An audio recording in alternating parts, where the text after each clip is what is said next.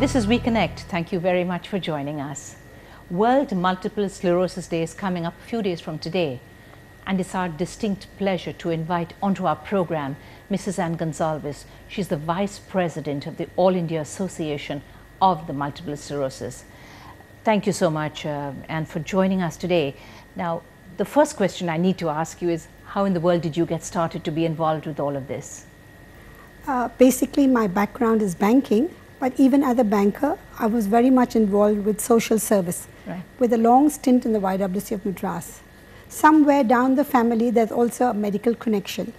And I was interested in medicine, and when the offer came to me to look into starting a multiple sclerosis chapter in Chennai, I went, grabbed the opportunity. Yeah, I grabbed the opportunity and started the society in 1997. Right. So what does your work exactly involve? Well, we here at the Chennai chapter look after the needs of the persons with MS. We have 6 part-time physiotherapists, we have a counselor, we have a nurse that visits the homes, and many of our members also carry out housebound patient visits. Right, but there's so little known about this condition that we're talking about, if it is a condition, if it is in fact called a condition, and I'd like to ask you to in fact explain it to me.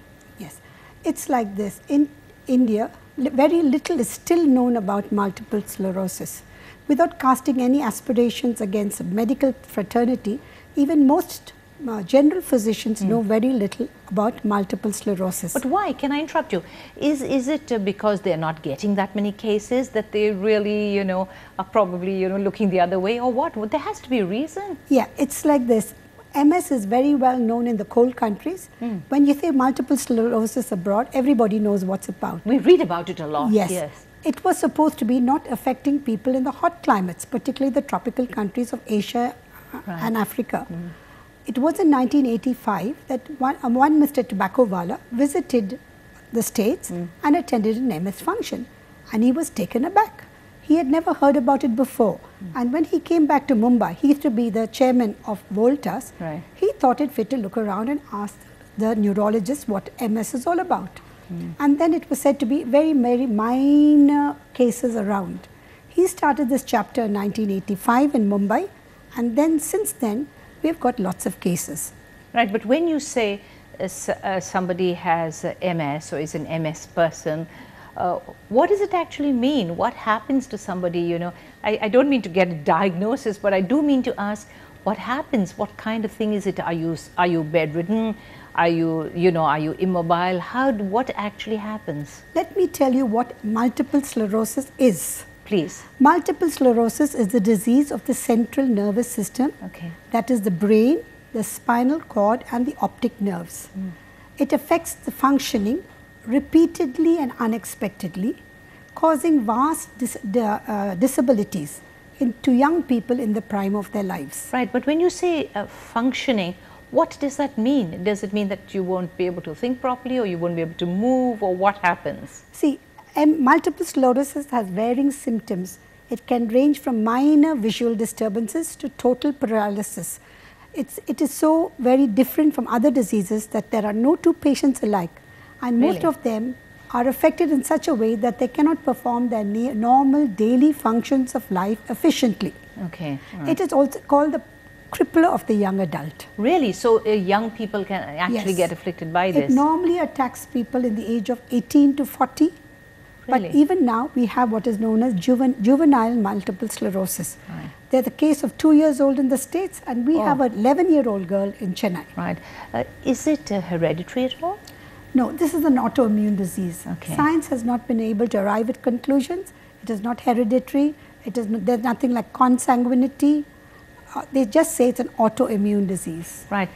But if one thinks that you are afflicted by MS, I was just wondering, what's the kind of person you have to go to? What's the kind of doctor you go to? And I mean, do you go to a general physician? Do you go to a surgeon?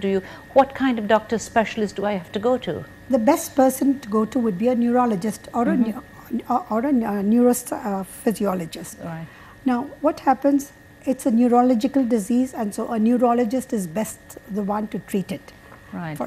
And as on date, the best viable tool is the MRI. Right. that can pinpoint the lesions in the brain cells or the lesions in the spinal column.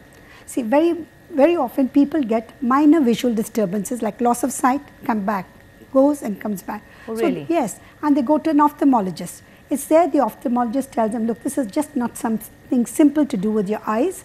It is something more. Go and see a neurologist. Okay, so they can actually tell you that, you know, I can't cope with this. This is something else. Yes, this is something beyond my disease treatment. So please go and see a neurologist. Right. And it's a neurologist who can pinpoint it after a series of tests, MRI, etc. Right. Now, and I know that you're not a qualified medical person, but you know a great deal about this because of, obviously, of your involvement. But in terms of a cure, from what one reads about it, it's just a question of handling it, handling the way it progresses, or does it in fact progress to a stage where actually the doctor can't do anything for you? See, because at the moment there is no known cause, there is no known cure for MS. But there are interferons that can stem the progression. What is interferons? Interferon, there are certain drugs okay. which are given for MS, which are given by means of an injection, which can stem the progression. As such, there is no cure. There's only something that can stem the progression. Right. Then, of course, there is physiotherapy, which is a very, very important aspect of multiple sclerosis because the muscles atrophy and they get bladder, bowel incontinence, which adds to their problems and brings about lots of disease-related organisms into the system. So, in addition to medicine, there's physiotherapy. Many of our patients also go through depression because the shock of getting MS and knowing, well, today I'm walking, tomorrow I'll be wheelchair bound and maybe day after I'll be bed bound is very traumatic. And when it happens to be the breadwinner of the family, particularly in India, the person loses his employment because nobody knows that, well, an MS person, if he cannot walk, at least he can sit at a desk because his brains are 200% efficient. Really? It doesn't, it only affects you physically. So it's a physical ailment, a physical condition. It's a nervous ailment which affects the physical body. Reflects on that. But does not affect your actually cognitive powers. Right. So your organization, the Multiple Sclerosis Society of India, what do you actually do practically for people who might come to you who approach the organization? See, we do give them a free physiotherapy because most of our underprivileged patients cannot afford the treatment. One injection, which is to be given once a week, costs 8,000 to 9,000, which means the treatment for a month is about rupees 40,000 and it's about 5 lakhs the whole year through. Now, who can afford this type of treatment? It is rather expensive, yes. So we try to give them physiotherapy to see that they are able to do this normal everyday tasks of life themselves. Right. Then I'm going to interrupt you here, ask you to hold on for just a very short while. We'll be right back with you here on We Connect, so please don't go anywhere.